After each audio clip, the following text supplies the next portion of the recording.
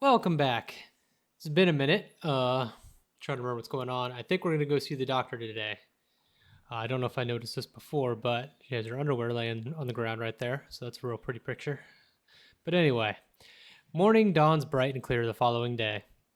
Although the air still feels muggy and I miss the chilly autumn weather, it's one of those rare weekends when I'm up even before my alarm rings. If it wasn't for Ash's call last night, I'd probably sleep in. When 9 a.m. rolls around, I'm already heading downstairs where Ash is waiting for me in his car.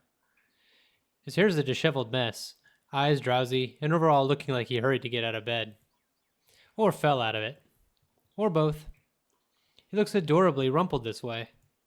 But I'm not going to tell him that, and only bloat his unbearable ego. Good morning, Ash. Jesus, if I had to wake up to that, I'd be upset too. He makes a motion with his finger around his ear. Tone it down, for real. Can you even drive? He answers me with a slight raise of his hand, a yawn, and nothing more. He has never been particularly fond of mornings, and for that I'm thankful to every god in the universe. Less mental capacity for him to make fun of me. Ha! There's the reason why mornings are my favorite. It doesn't take long for us to reach our destination, the small cafe situated in Luxborn's busiest street, the same one I'd often visit with Becca for its cheap food. I've never gone here on a Sunday, and it's striking how different it appears without the usual weekday and Saturday rush. The atmosphere especially reminds me of something we also have back home, near the university I used to attend. I wonder what happened to it. It was being renovated before I left, so I never got to visit one last time. The place has always had a calming effect on me. But today, despite standing in a place similar to it, anxiety easily washes over me as I step out of the car. I'm quite used to dealing with people I've never met before, thanks to my work. But still, I don't know him. In spite of the fact both Ash and Becca have vouched for him, what will he think of me and my story? What if he thinks I'm crazy? Hell, even my own friends thought so. I draw on a breath to quell the panic beginning to rise in me. Oh well, only one way to find out. A few hesitant steps forward, and then Ash is suddenly pulling me back by my elbow. Hold on, scaredy cat, not too fast. Without warning, he flicks my forehead, hard, Itachi style. That hurts. What was that for? He's already walking away when I look up, and I hurry to catch up to him, puzzled. I really don't understand this guy. At least explain why you're flicking other people's foreheads all of a sudden. So rude. Get yourself together, will you? He's not going to bite. He's very accommodating, too. I wasn't scared of him or anything.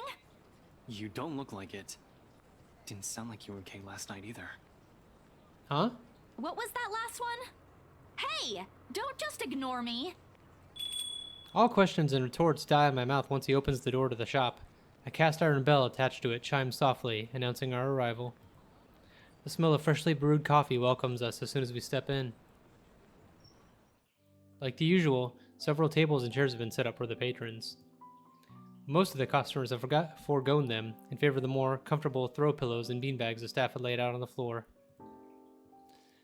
Becca would love to know they have something like this on Sundays. She's been complaining how uncomfortable the library chairs are for a long time. Okay, I don't remember I talked about this before, but I was just looking at these prices and they pissed me off. It's like, okay, see, $1.25 for the small, $1 for the black, sure. And then you go up here and, the medium is more expensive. And then the large is cheaper than the black. And then they're the same price. This price structure makes no sense. I'm not even going to look at the other ones because it'll probably piss me off more. Anyway. Ash leads me to a secluded spot near the window, where an old man, probably in his 50s or 60s, is seated, enjoying a brew and a book. Professor Clark. It's just Andrew now. I'm no longer your professor, Detective Inspector Frey. The guy Andrew looks up from his book and gives a smile. A sheepish look crosses Ash's face at the old man's admonishment. He's not even looking at him. More unusual, in my opinion, is seeing him appear like a parent has just scolded him. This suggests a familiarity between them, one that goes beyond what someone expects as a student, both student and mentor. Sorry, I just noticed he's kind of looking up at the menu. Maybe he's pissed about it too.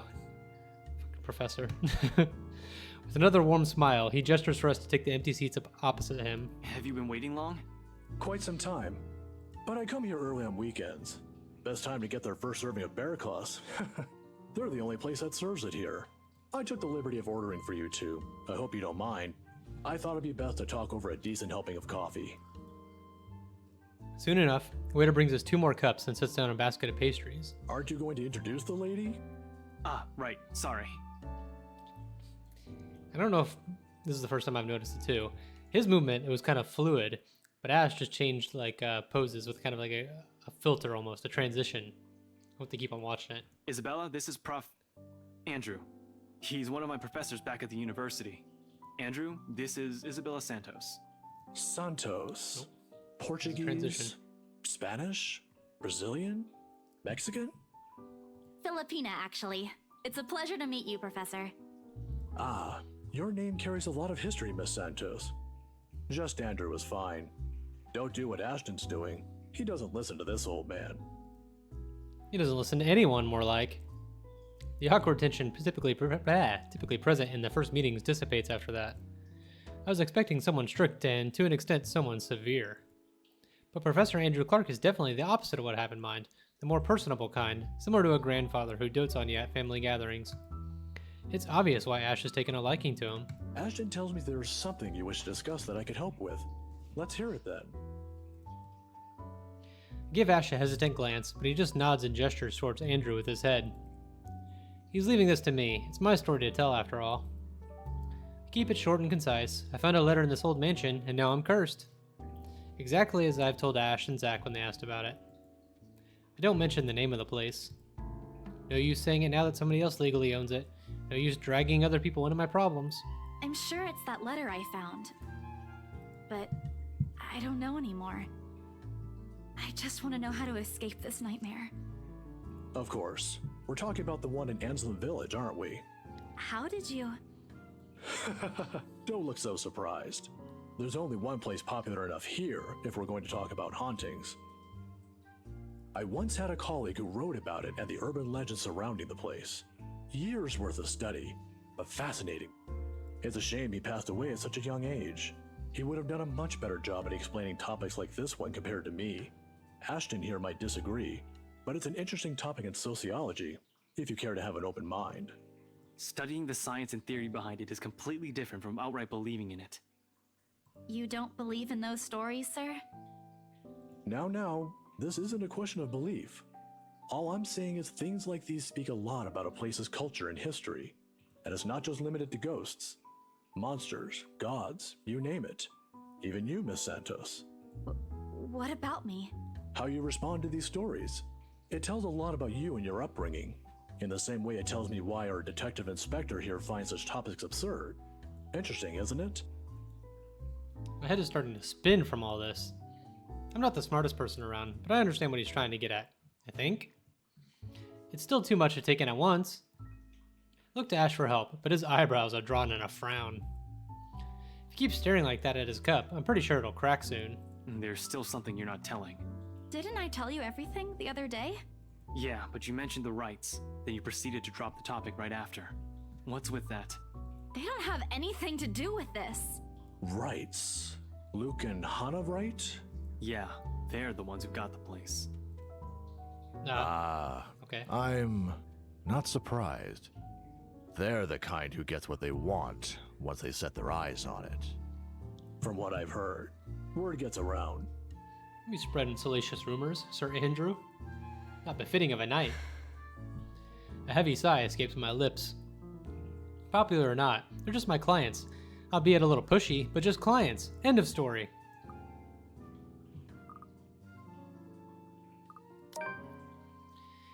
What is it again that Becca does when dealing with a particularly difficult child?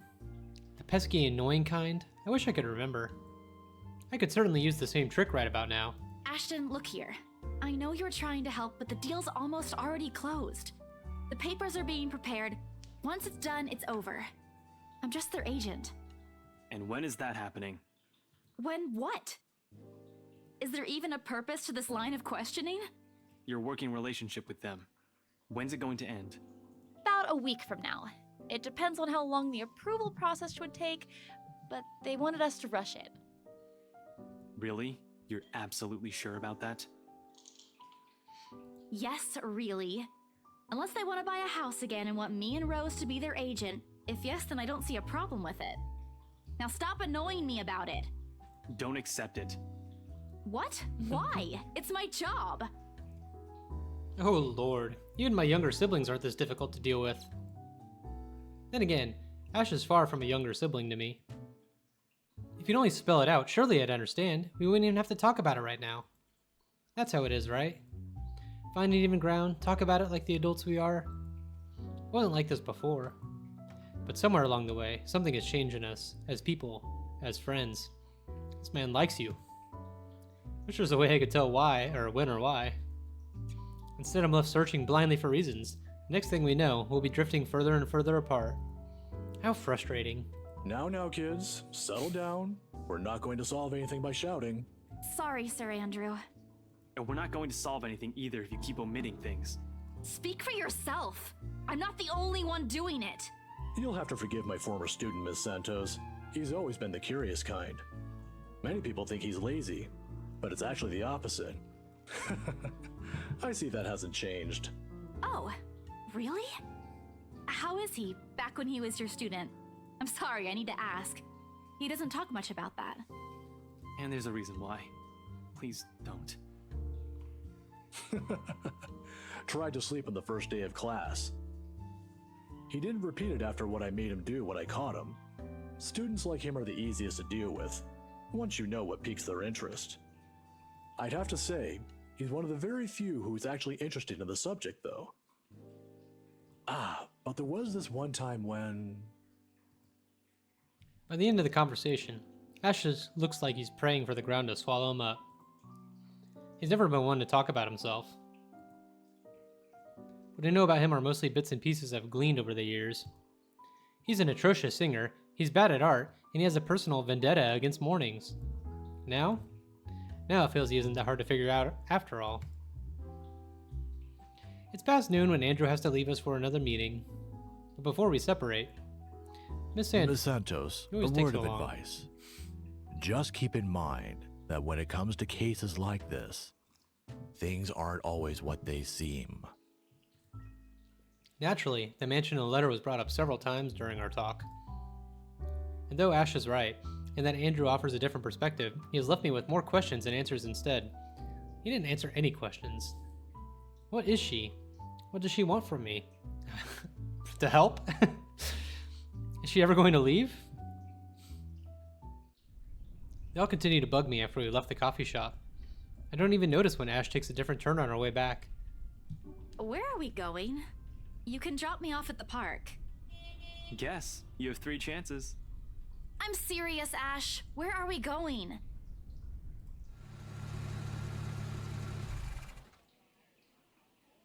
He doesn't answer, but shortly he stops his car in front of a small, nondescript food stall, a little ways away from the movie house. We just ate. Well, I guess he had coffee. If I wasn't paying closer attention, I would have missed it without a doubt. He motions for me to wait as he gets out of the car and walks in its direction. Sheesh, if you want to buy something, just say it. No need to make yourself look mysterious. Makes you look more like a dork than cool. The wait isn't long, however. Soon he's walking back holding 2 fish-shaped cones in both hands. Ice cream? Parfait? I crossed the 2? By the time he's back inside the car, I've given up any effort to figure out what he bought. Not that it looks bad, it's actually quite cute. Here, take it. I have to move my head back a little when he thrusts it at me, to avoid the ice cream and fruit toppings from ending up on my nose. What's this for? My arm's getting tired. 5, 4, 3, 2. With a wary glance, I take it off his hands. I still don't understand why there's a need for ice cream today. Nevertheless, I take a small bite. It's actually pretty good. It must have shown in my face, because he chuckles as soon as I take another one. Saw the place open the other day when we watched Zach's movie. Thought I should give it a try. It doesn't seem like a bad place to get food from time to time. And you're giving me free ice cream because... Do I need to have a reason? Are you really going to ask me that? Here's the thing with Ashton Frey. He does not just treat anyone to free food because he feels like it. He's that much of a Scrooge. Hell, he even asked me to teach him how to haggle once. Haggle! Of all the people who'd ask me that. I'd have expected such a request from Becca, but Ash, not at all. If I'm going to be honest, he looks a bit constipated with that expression on his face right now. I think he's starting to regret ever buying this. The other day? The movie with Zach and Rebecca? Rebecca's there, yeah, I think so. Yeah. Anyway, during the movie, we, that's to say, we, shit. Should have written down something first. Get to the point, Ashton. Right. I'm sorry. What? Not I'm sorry for, not getting to the point. I'm sorry for the other day. I got carried away. I said things that upset you. I shouldn't have done that. I'm sorry. Oh, okay. Okay? That's all? That's all you're going to say? You're not still angry, are you? You didn't have to buy me anything. A simple sorry would have been enough. I bite into the cone again, a small attempt to keep myself occupied and relieve the heat crawling up my face. It doesn't work, but at least I don't have to look at him. Why I'm feeling embarrassed over an apology, I have no idea. It's not like it wasn't called for. They were being mean, especially him, and in that fraction of a second, it hits me. He skipped his day off just for today. I should be the one apologizing and thanking him. Silence is an awkward company while we finish our respective snacks. There are words for this. For people like us, for understandings and sentiments like this. Yet, in this instant, they won't come.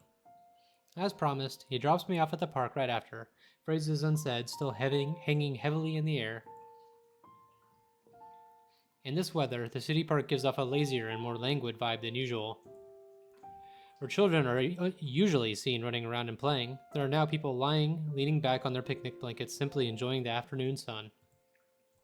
So he's walking with intent. On the right here. The smell of food drifts from nearby carts, and if the wind blows in the right direction, one would catch the whiff of freshly trimmed grass. Maybe I should try walking home today, to get my mind off things?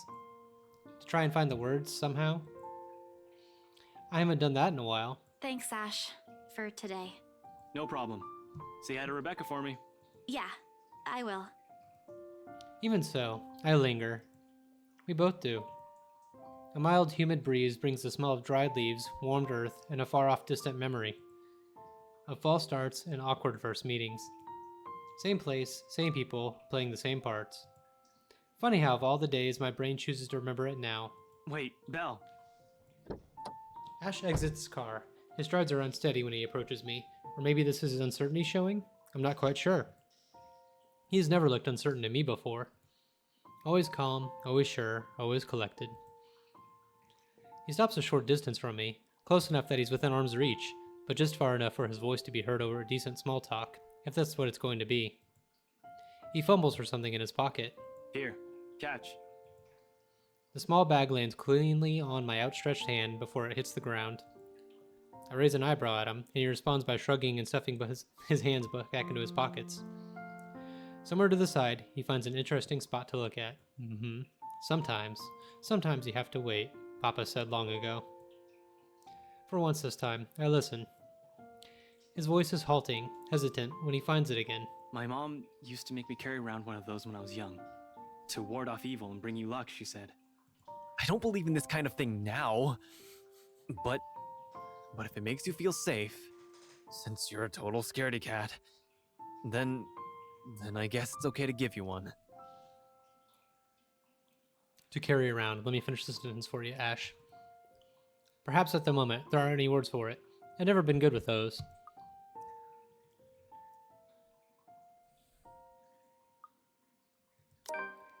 Close the short distance separating us and I give him a light punch on his arm.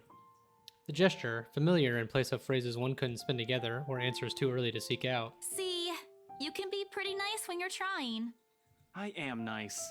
When you're sleeping, but thanks for this. Don't go losing it. It brings bad luck if you do. Wait, are you serious? I knew there's a catch. This ashhole? Yeah, that's what they say. You did this on purpose, didn't you? Oh, I should have known. Not entirely. But seriously, if anything happens, tell me. I'll be around. Before leaving, he waves at me one last time. He's back to teasing me, back to our usual routine, back to what we're comfortable with. But for all that, I believe in him. I just hope I just hope I can keep them safe. Keep him safe. A light wind blows again, sending dry leaves swirling in the distinct smell of earth into the air. For the first time, the sunlight feels less harsh. Maybe a walk is good. I need to visit the grocery too. Come to think of it, wasn't there an art store that opened recently near the park? The cat's name is The cat's name is Baruthiel? At least that's what his collar says. What cat? It's an odd name to give a cat, in my opinion. But it speaks grace, much like the one that carries it. It shows in the way he swishes his tail, and his eyes follow my hand's every movement.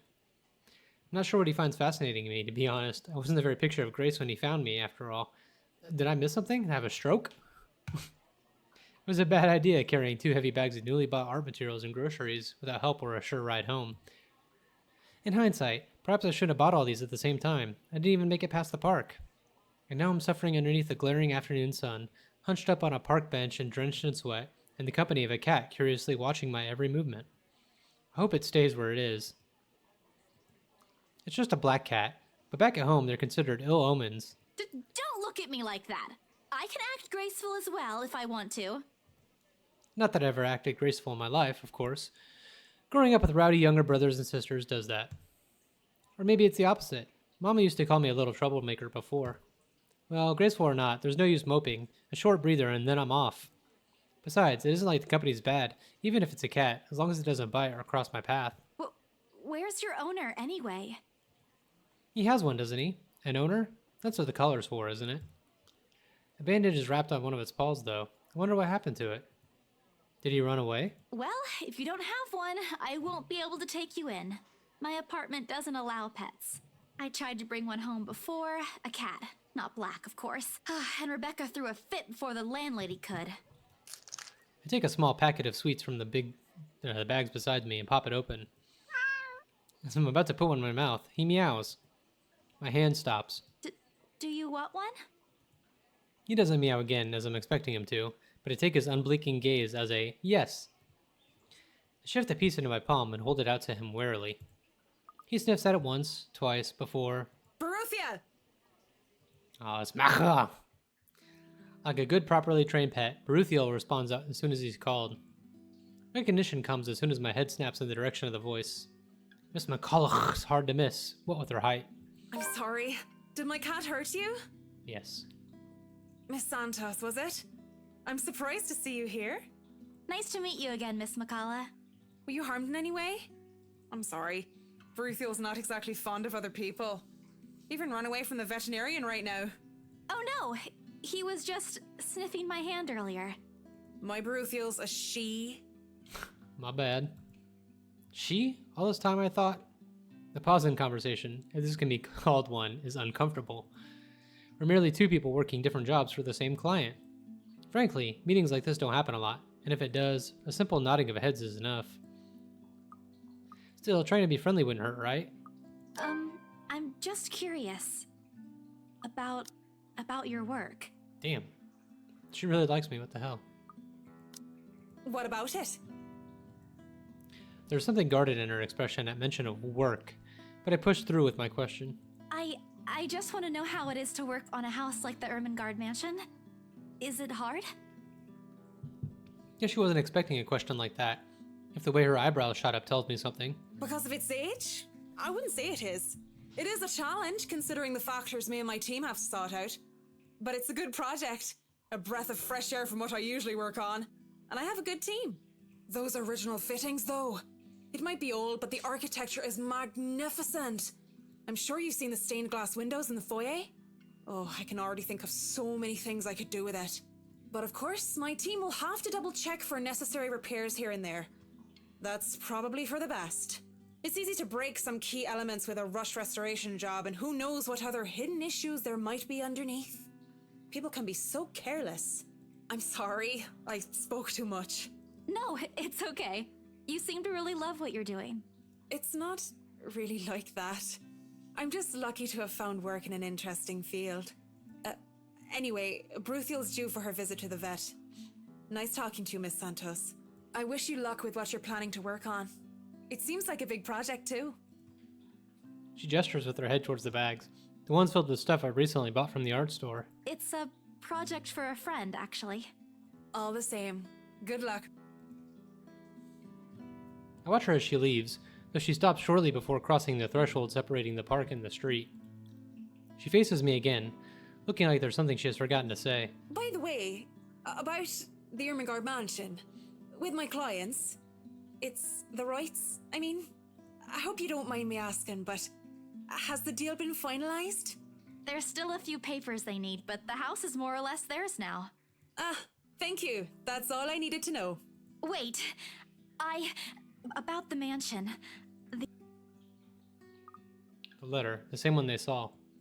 Whoever she is, she's asking for help. Someone. I want to tell Miss McCullough that the urban legends aren't just legends anymore. They're real. She's not going to believe me. Don't mind me. I need to go too. Have a good day, Miss McCullough. I hastened to pick up all the bags I left on the bench and ran as far as my legs can take me. In that moment, what I'm carrying in my hands weighs far lighter than the overwhelming guilt trying to consume me. Home. I want to go home. Anywhere where I won't be reminded of the house. Of her. Of my own cowardice. The food tastes less appetizing tonight. A pity. One would think that someone who had been on a continuous binge of instant noodles would find a home-cooked meal enjoyable. But it isn't. Hunger isn't what's gnawing at me tonight, neither are my sore muscles. The TV runs loudly in the background, but what it says barely registers in my brain.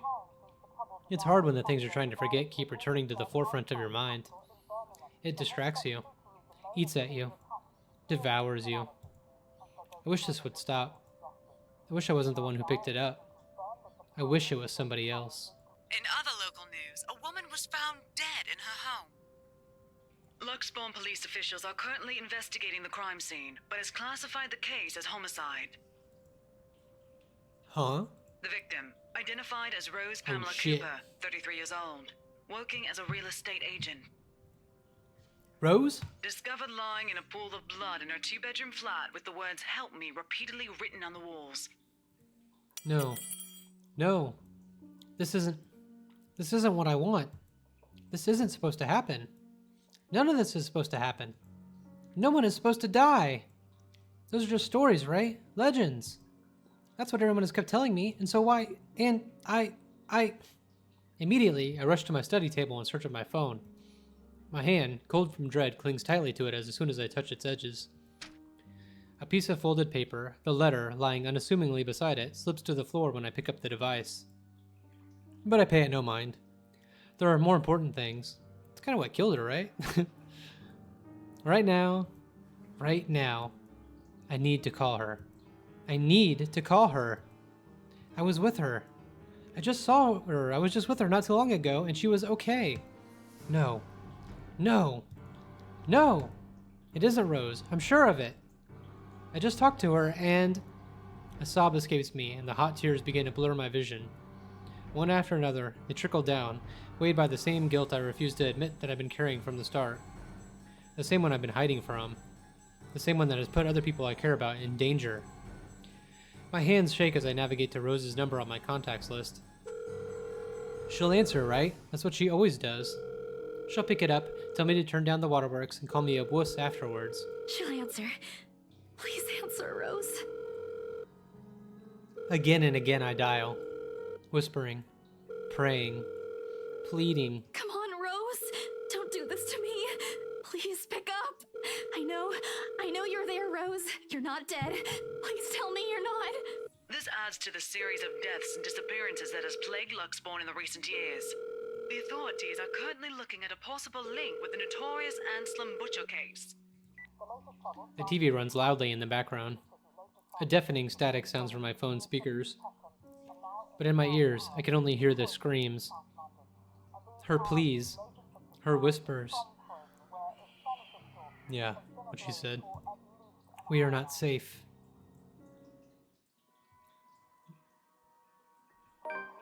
Good morning. A buzzing sensation jolts me awake. My body still wants to sleep, to forget what I heard, what I saw last night.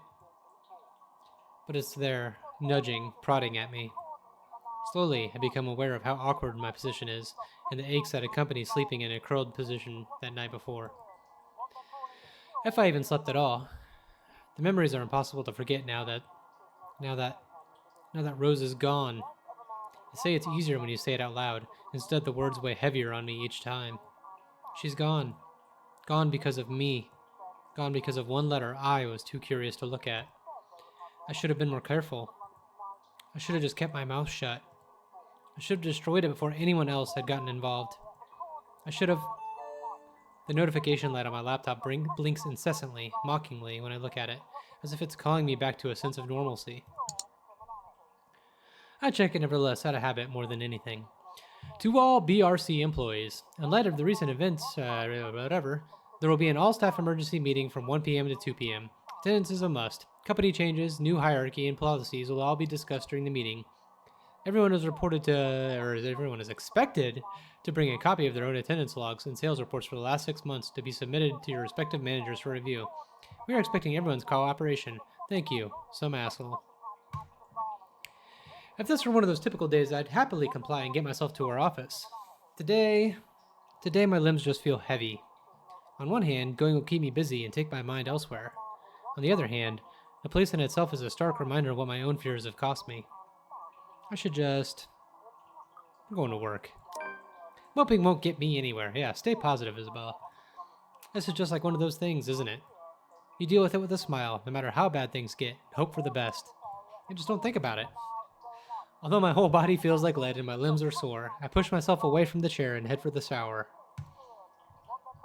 The litter I dropped on the floor last night flutters open as I pass by, unfolding for no one else to see but me. Every word written on it glares back at me. They sneer. They ridicule. Like living beings fully aware what they've done. With a huff, I pick it up and shove it into my bag, perhaps with more anger and frustration than I'm used to showing. This too I'll deal with. Somehow, I'll find a way and make things right. I have to. Before it takes more people from me. Even if I must do it on my own. Papers rustling, telephones ringing, feet shuffling. Overall, today looks like a typical working day at the Briar Realty Corporation. Except it isn't. The air is thick with tension and unspoken questions. No doubt everyone present has already heard about Rose. If they missed last night's report, they'd likely see it in the morning news, in the papers, or on various news sites on the internet. Everywhere is a bitter reminder. In fact, everyone's giving me a wide berth, as though the mere mention of Rose would be enough to trigger something in me. It's appreciated, but it only serves to create a bigger hole in the place that Rose has left. After lunch, my boss calls for a meeting. I don't have to look up from my work to know what it's about. He's in a strange, pensive mood today, probably out of respect for a dead colleague. Oddly, I'd appreciate it more if he just shouted at me today. Anything is better. I'm sure you've all heard of what happened to Miss Cooper. She was a valued member of our team and she will be missed. There's no date for a funeral, yet, but those who wish to attend, kindly speak with your respective supervisors. By the way, has anyone heard about our still AWOL staff? None? HR, you know what to do. Santos, a word? In my office? At the end of it, I've been given the entirety of Rose's workload, including finalizing the rights papers, and I've been promised an ample compensation for my efforts. I think he's expecting me to be happy about it. Instead, I immerse myself in my work. I have to, anyway, if I want to forget. Time flies when you do, and by the time I've given notice, it's already late.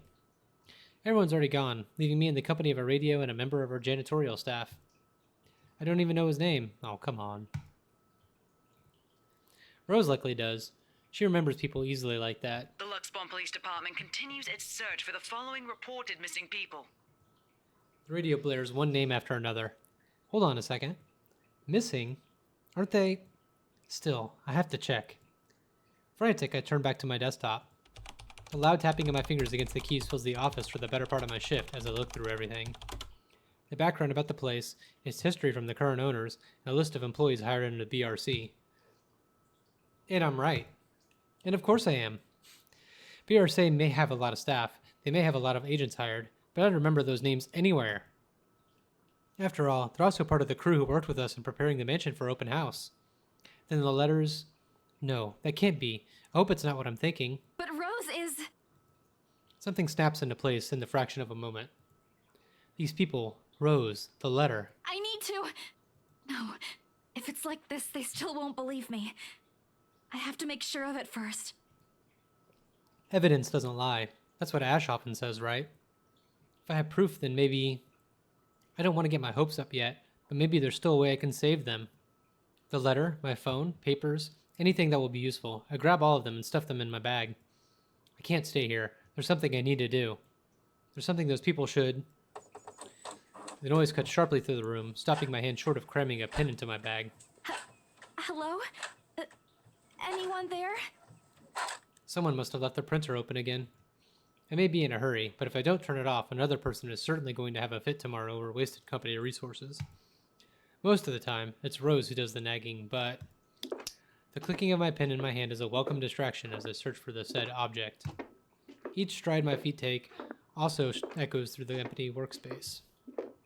I've lost sight of the janitor minutes ago. With me being the only one left, the tapping of my feet against the wooden floor is something I soon learned to appreciate. It doesn't take me long to find it. By the time I turn it off, 5 pages are already strewn about the ground, the paper tray also having been left open ajar. Open ajar. Just putting in a sentence enhancer there. Sighing, I pick each of it up to put someplace proper. That one sounds a little awkward. But the page that greets me next makes my blood run cold. Help me, help me, help me, help me, help me. The chill that makes its way up my spine is numbing as that day in the attic. I don't have to send it to 5 people at least. The sheets crinkle under my tense grip. All I can hear is my breathing as it rasps through my gritted teeth. But before I can even gather myself, take the first steps out of here, total darkness suddenly envelops me. And as if hearing every horrid thought running inside my head right now, something snaps. A soft creak grating through the thin veil of stillness that has descended in the room. Every muscle, every bone in my body goes rigid at the sound. Familiar. So familiar now. Yet my own traitorous curiosity still presses me to take a careful peek of the cubicle's wall. It's her.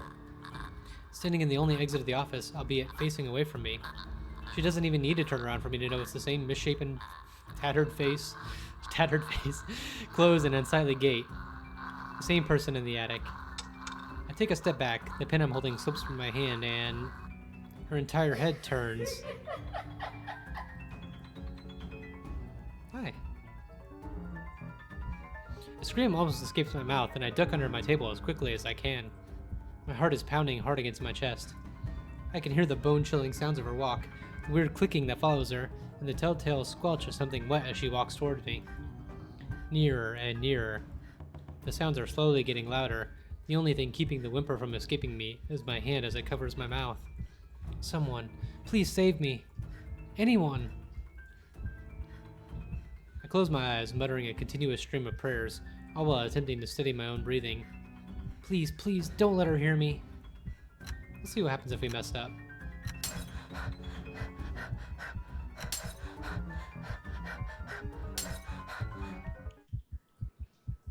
Our Father, who art in heaven, hallowed be thy name.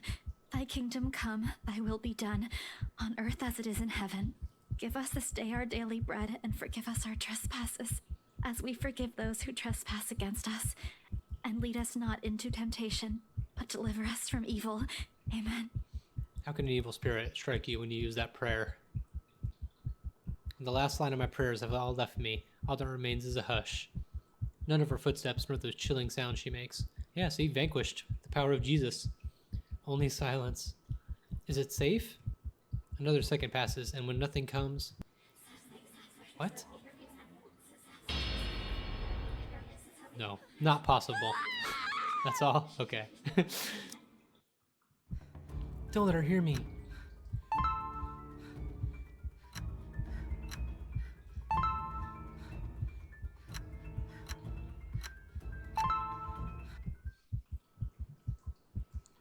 The seconds, minutes stretch out before me agonizingly. Guess we don't use our prayer again, so... Damn, another L for Jesus. Is she gone? Slowly, I open my eyes to take a peek. I don't dare move or make a noise. In the face of such terror, I can only beg, let out silent pleas to whoever is out there. Please, please, don't let her notice. I want to live.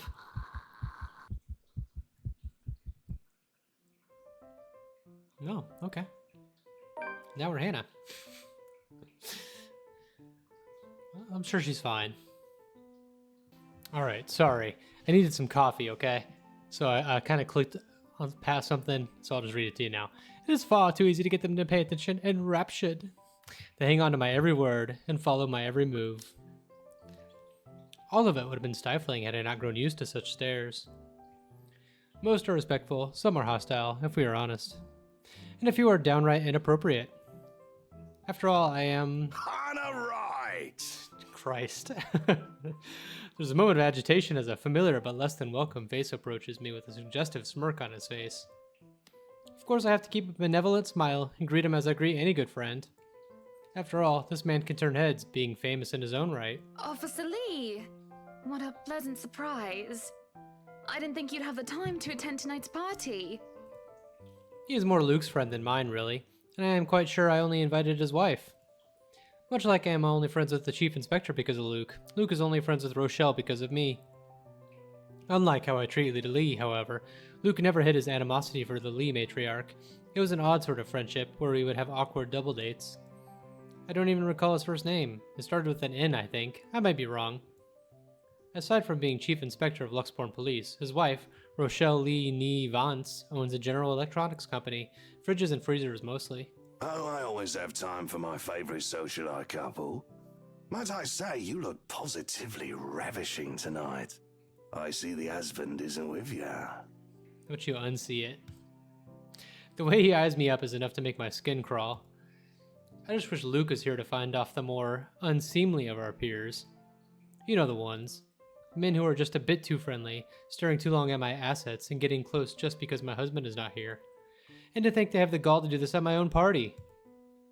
In my own house, if I might add. But like any high society woman with her salt, I know how to handle it with grace and dignity. I suppose you're looking pleasant as well. Luke's busy with work, unfortunately. Rochelle isn't here? A shame. I do hope he isn't causing you much trouble.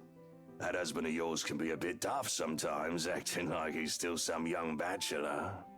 The wife sends her regards and her apologies, but something came up with a doctor and she needed to attend to it. You know her, being pregnant and all. Yeah, perfect time for you to, eye up another woman, especially another wife. We make small talk. Rather, I'm forced to do so, as he would not leave my side after finding his place there. Much to my chagrin, I've been extricated from the few who flock in hope of flattering, for I can tolerate them far better than Lee. He is a nice enough person, and I adore his wife, who is obviously the brains behind the two. But there is something unsettling about him. I do not trust him as much as I want to. He regaled to me tales of the Luxbourne Police Department, a different affair to the usual gossip I am privy to, and though I loathe to admit it, it is interesting nonetheless. I expect the topic of business to die out quickly, which would be understandable enough due to the confidential nature of his work.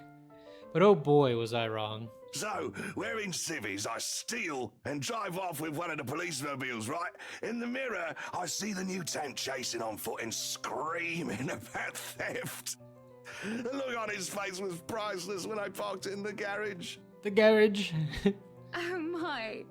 You made him chase you all the way home for a prank. What did Rochelle have to say about that? Rochelle has a strange love and hate affair with Lee. He is a married man who did not grow up past his early 20s, judging by the way he acts. Surprisingly enough, they have been married for a good 20 years. A lifetime if you compare it to my marriage of 7 years with Luke. I, on the other hand, well, Luke is no Lee. I should be happy about that, I suppose. Although my darling did have his moments. The wife pulled my ear and gave me a good talking to, though. Besides, we live in a flat a block away, so it wasn't much of a grand chase. Weren't you living in a house near the countryside? Moved for work, you know. Or you probably don't. No, I don't. But a flat in downtown. I suppose if that's what you like. Oh, it's horrid. Hate that tiny place, no matter how convenient it can be for work. 55 square yards are not enough when you need to get away from the wife. I wouldn't mind a place away from the city. Even started looking at the ads. Get away from the life. Go down to the pub, have a couple of points with the lads. I spied an interesting lot, actually. Heard it was finally put up for sale. Or that something mansion, you know the one with all the ghost stories. I know what he is talking about. There are really only a few urban legends around here. You know, Hannah has a tendency to say, like, all the words. Like, I know what he's talking about. I guess she doesn't use, you know, when you put two words together. What are those words called? It's not like a conjugation, but it's something like that. You know, I'm bad about remembering words. But I know which one it should be. Yeah, one of those. The Ermagood mansion? That's the one. Worthy of a king it is. I'd buy it myself, but Rochelle would only gripe if I brought it up to her. Not to mention all the expenses a place like that will be a real fixer-upper. You also have to find someone willing to work there with how superstitious people can be. If it becomes a problem, just hire someone to do an exorcism. Actually, I do know of someone who could be up to the task. You remember the Ludgates party at their Christchurch summer residence? It's a contraction, by the way. I remembered. Of course. It was an excellent soiree. Everything was so classy, too. Such good taste. Oh, that place was a pigsty until they hired out this interior designer and they turned it into a bloody palace. She worked for the Exodus for their apartments in Soho too, and they recommended her when we were looking up pieces for our beach house in Porto Colom. I think I have a business card right at... No, I must have left it in my other jacket. Anyway, she's called, what's her name? McCullough, Marianne, I believe, yes. But truly, if anyone were to get that place in McCullough, well, they'd be the envy and the talk of the town. Well, if you put it that way, I might just snatch it up for myself. This place was starting to feel a bit small lately anyway. Sure, a 3-story penthouse might not fit the definition of small for some people. Okay, maybe a lot of people. But it isn't big enough to have grand parties in. As it is, I only invited about 30 people to this one, and it already feels cramped in here. It certainly would be nice if I didn't have to ride an elevator up and down several floors before I can get anywhere as well. All Luke's words, and not mine. Besides, I've been looking for a good anniversary gift. Luke might like this one. Where is he, anyway?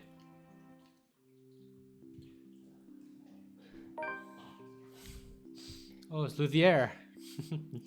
Luke is dressed to the nines as he usually is, and he looks ready for whatever the day will throw at him. His butler and valet wait at his side, just in case he isn't as ready as he looks. Oh sure, that is normal.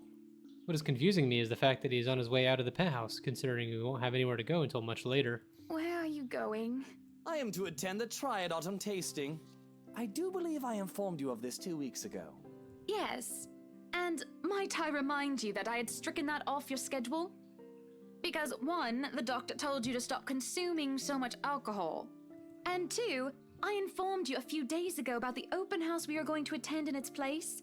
I've even found this marvelous interior designer, Mary Ann McCullough. It's a 3.5-hour drive to Cardiff. I don't have time for this. This is like that little party you threw all over again. You don't inform me of it, and you expect me to stay and be a gracious host when I have business elsewhere. Elsewhere. You know how I operate, Hannah. Unless this was penciled in, I am sticking to my schedule. If I may intrude, the madam is correct. Your physician did insist you moderate your drinking, unless you wish to incur acute pancreatitis. And you did have this open house penciled in last Wednesday morning. Bullocks, I don't remember doing so. Well, you did. While very hungover, in fact. He did. Moaned about me being too loud, but gave in after some pushing. Perhaps that was a bit too cruel and manipulative of me, but... Whose side are you on? Come on, Luke. You promised we'd do whatever I want this weekend. Gordon Bennett, fine. I am giving this house tour of yours a chance. But if it proves to be a waste of time, I am going to Cardiff, and you are going to take a cab home. Are we clear? It's just a bit of a husband and wife tit for tat, isn't it? All couples have their arguments. Once the honeymoon phase is over, as they seem to call it, reality sets in that you and your partner might not always see eye to eye. Perhaps it has been the years. 7 of them is nothing to scoff at. I just cannot bloody believe I agreed to this. I was really looking forward to the Triad tasting. Though sometimes, I think it's a bit more than just a simple disagreement, and I have to stop myself from wondering where we went wrong. There's always the Triad Christmas tasting in Manchester next month, and that'll only be an hour and a half drive. Have I been neglectful? Have I offended? Have I acted shamefully? Yes, but Cardiff. Certainly, any problem can be discussed, as long as he doesn't turn me away. Well, there goes my good mood. Are you happy now, Hana? Yes, I am very happy, Luke. Because for once in a very long time, we are doing what I want. I'm ecstatic. Understood? And this would be perfect if you stop acting like a child who needs their nappy changed. We will be leaving after lunch for the Ermengarde mansion.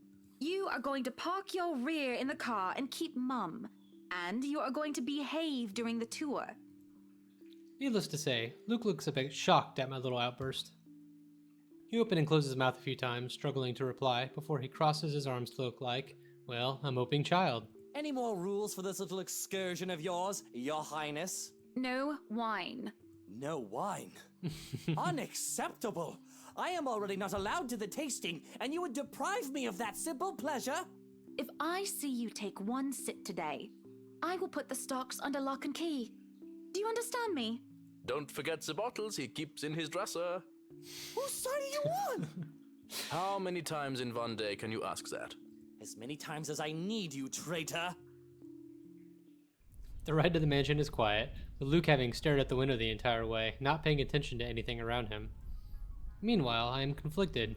I don't know if I should apologize for changing his plans like that. But by the time we arrive at the mansion and I see his eyes light up in genuine interest, apologizing is the last thing on my mind. The whole affair with the Ermengarde mansion is certainly an interesting experience. The place has been renovated and restored by the owners as to what they claim to be acceptable standards. The mansion itself looks like something befitting a fairy tale or a period piece. It is tastefully decorated, and with a little bit of love and attention, I'm sure it can be a place Luke and I can call home. And the number of other prospective buyers that have come from the powerful and wealthy of Luxbourne certainly did not disappoint, making this estate as prime property. The Lees are amongst the group who went with the Rose Woman, and I saw a few other notable faces, though I did not really feel like mingling. Unfortunately for every one of them, the Wrights are interested in buying. What's been bugging my mind, however, is that Isabel, who I have not seen from this perspective before and looks weird for some reason. What is her problem? I still don't quite understand what is happening. One moment she is scrambling to give us the paperwork to finalize the sale. Then she is panicking over some sort of prank letter or another. Dear me, is Isabel all right? It is apparent, with the way she shakes and by the pallor of her skin, something has really shaken her up. Isabella, do you need me to call that ambulance? I'm worried, but it would be best if she is attended to by someone more familiar to her, like her partner. But even then, the girl refuses Rose's offered drink and looks just about ready to make a run for it. No, I'm just feeling a bit out of it. Excuse me. I'll be back. I just need to catch my breath. And she does so, just as I predicted, and her partner follows like a concerned mother. There is an awkward air among us as we are left in the wake of whatever that was. The others murmur and gossip with each other, speaking of the poor daft girl and telling the tale to whoever was not audience to the act in the first place. It doesn't take too long for the woman, Rose, to return and pull us aside into the study for what I rightfully assume is damage control. Rose invites Marianne in too, hoping to apologize to her as well. But the woman refuses, saying she's not one of her clients anyway. That leaves myself, Rose, and Luke, the last all too eager to make himself comfortable in the study he's no doubt already claimed as his own. I can't apologize enough about what just happened. Please forgive Isabella. She's been under a lot of pressure lately. She's young and all those rumors about this being haunted just got to her head. And it must be this terrible heat too. Not a drop of rain for days now. Are you sure it is wise to just let her go like that? Where is the poor dear? She might get hurt. She's more likely to hurt somebody else, given what just happened. I told her to sit down and take a break. Already rang someone to pick her up, too. That might be for the best, dear. But please, we're here to talk about the mansion, yes? Why, I absolutely adore it. Don't you, Luke? Some of the rooms will certainly have to be repurposed. We want to change the appliances and have Marianne lead on the decor, but the whole thing is just lovely. I guess. It's certainly a lot roomier than our penthouse. Exactly! Lots of space for guests, parties, a lot of room for little ones to run around too. Let's not discuss that right now, Buttercup. Anyway, I do think it would be a shame to let this mansion slip past us. But you haven't even finished touring the house. Well, we like what we've seen. I am making her job easier for her, am I not? No need for loans or long price negotiations. We can just sign a contract and close the deal. Really, you'd think the woman would be more happy about an easy sale. I know how these estate agents worked, how long they had to wait, and how much they had to spend just even for a single sale. Why, she should be jumping for joy by now. I'm sure the commission on this mansion is nothing to sneeze at, even if she has to split it with the Isabel girl. Do you think we could have horses here? Yes, those do sound nice, love. Anyway, if anyone else is interested in buying this property, I assure you that I'm able and willing to give a better offer. A vineyard would be nice. Or maybe And we do reward our people quite generously, Rose. So if I were you, I would start on that paperwork. helicopter pad. I pause, and there's a small moment of complete silence where Rose and I just stare incredulously at Luke. It is an unspoken understanding, a rule between the two of us that we have to put on an act. With our social standing, where image matters, it is also important to avoid making enemies. And to follow this rule is an easy feat for me. From youth I have been well-trained social butterfly, gracious and graceful. Luke, on the other hand... Oh, wait, what, Luke? No, what? Whatever would we need a helipad for? Well, he likes to play the fool sometimes, even if he is anything but. As he throws me a wry smile, I shake my head and beckon Rose over. This is to be our home, and there's nothing she or anyone else can do to change my mind. This is a place that speaks of power and importance, and at the same time, of safety and comfort. Perhaps we can even have our family here. There's definitely no better gift than this for our special date. Why, everything here is absolutely wonderful. Well, except for this ugly painting in the study. Looks like a bad fake of an Edvard Munch painting. Here's the deal. I'm willing to pay 10% higher than your listing price. If anyone tries to outbid us, just add another 5%. I doubt anyone can, of course. Or, you know what? Just add 15% to the listing price, and we can sign all the paperwork now. I guess, if that's what you want. That won't be any trouble. I don't have all the papers now. Didn't think this would be a quick sell. I'll have copies sent to you so you can look over them. And if you'd still like to finish the rest of the tour with Isabella's group, you're more than welcome to. No, I think we're good here. We'd appreciate a private tour of the place a lot more, I think. All right. Should I let Marianne in, then? Marianne? Oh right, she's been waiting outside the study the whole time, hasn't she? I'll need to have a little chat with her to move this little mansion project forward. Please do. There's a look of apprehension when the other woman enters the study. Yet, like a professional, I see the moment when she steels herself and masks her worry. Admirable. We have this project then? Of course. Her voice. Will you be needing anything from us? Always jarring. Having the floor plans would be a great start, just so that I can look at them beforehand. And if you could tell me when you're available for a meeting so that I can include it in my calendar?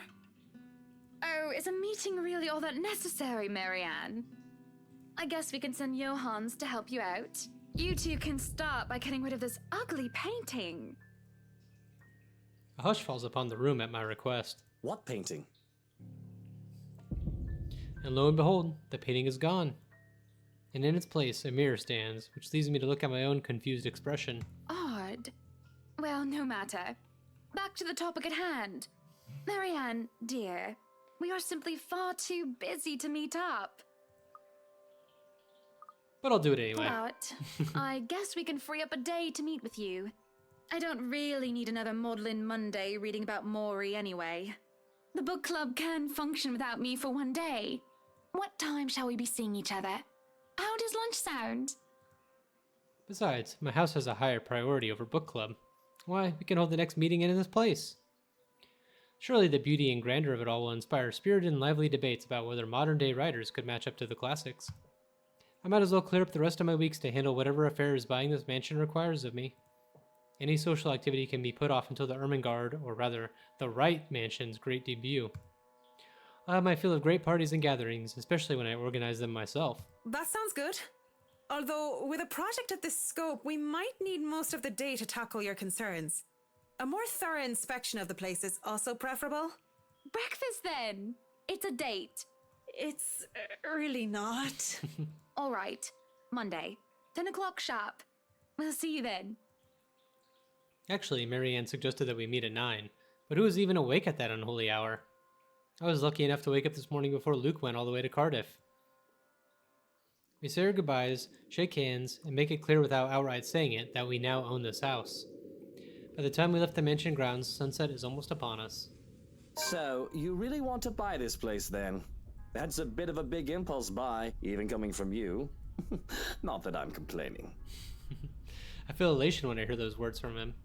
It's not every day one is able to please someone like Luke. He gives away false flattery to sway those who starve for his attention and approval. But in the privacy of closed doors, he would often express his grievances. He neither censored himself in front of me, nor spared me from his criticism. You have been saying the penthouse was getting a bit too small for you. Happy anniversary! Oh. That time of the year already? He forgot about last year, too. I understand that he's a busy man, but... Is that why you want to buy it? Yes. You don't like it? I do. But I remember you used to talk about how you wanted to live next to the beach. Botany Bay, Kent. I remember the sea, water that stretched on for miles and miles as far as the eye can see. As a kid, I loved our beach trips, swimming all day as much as I could. I was a well-behaved child, and the only time it was ever truly difficult was when I would refuse to get out of the waters, even when my fingers had gone all wrinkly. Even when they managed to pull me out of the water, there was always sandcastles. The day before we married, I told Luke that I wanted a house on the beach, and a dog. And a kid or two. None of those came true 7 years later. That was a childish dream. Living next to the beach is so impractical if you really think about it. I don't know. It's not a bad thought to see you in a bathing suit every day. Maybe another time, love. We still have forever, don't we? He says nothing, only grabbing my hand and holding it tight as we spend the rest of the ride home in silence. I miss the sea. Sick and hovering over the loo at 3 in the morning, the picture I paint right now is hardly glamorous. A horribly fishy taste is left in my mouth as I throw up what I had for dinner, and I hate the acrid stench that fills the lavatory. The burning sensation at the back of my throat is of no help whatsoever. I could feel another wave of nausea come up on me when the door opens. Hannah, what are you doing so early out of bed? I'm fine, love. I must have just eaten something bad. Or you're pregnant. That's all I managed to say before vomiting again into the porcelain throne. Lovely. Just go back to bed, Luke. I'm going to clean up here. I refuse to look at him. I don't want to see him like this. I don't want him to see me like this. The last time I've ever had a horrible morning retching into the toilet was during my college years, being the life of the party. Thoughtless and shameless, I had thrown away months to frivolous merriment and pointless hookups. I didn't even retain any of the connections I had made from that time. Sure, they still know of me, and I still know of them, and we still do business from time to time, but I've lost touch with anyone who I didn't see on a daily basis. I hardly have any of the friends I had when I was still Hannah Evans, teachers, fellow university students, drinking buddies, and old conquests like Jack. No, don't touch me, sweetie. It's disgusting. I'm disgusting. Luke sits down next to me on the toilet floor to hold my hair as I cough up even more fish. He wipes the vomit from the corner of my mouth and just stares. Do I need to fire someone? I don't feel sick. Just feeling a bit under the weather, dear. It's been unbearably hot as of late, hasn't it? I do wish it would rain. Are you sure it wasn't those sweets? I told you not to eat those sweets. Maybe. Well, don't laugh. Well, I can't help if you make that sort of face. His laugh. He starts chuckling, and soon enough, he's in a fit of laughter. The scene happening next to a loo filled with sick just makes the whole thing bizarre, and it nearly makes me start giggling as well. I try to stifle it, though, as I smack him on the shoulder. I'm not making a face, Luke. Stop laughing. Shut up. When he would not stop laughing, I let myself go as laughter bubbles from my own throat, and I forget whatever ill feelings plagued me. We were just husband and wife, laughing together at a funny face, the little things in life. I let myself go because I know that these moments will not last forever. But if I just know the terrible things that are to come for us, I would have wished us with everything I have then and there that the laughter had stayed. They're pretty endearing. Hiya! Come on now! Although I don't think that they ever were tried to be painted as anything more or less than endearing. Maybe a little ditzy. Seems like Hannah is much more intelligent than she lets on, and she implies that Luke is too, but he definitely seems to be playing the fool, as she said. So anyway, looks like we'll see some more of it soon. Until next time, see ya.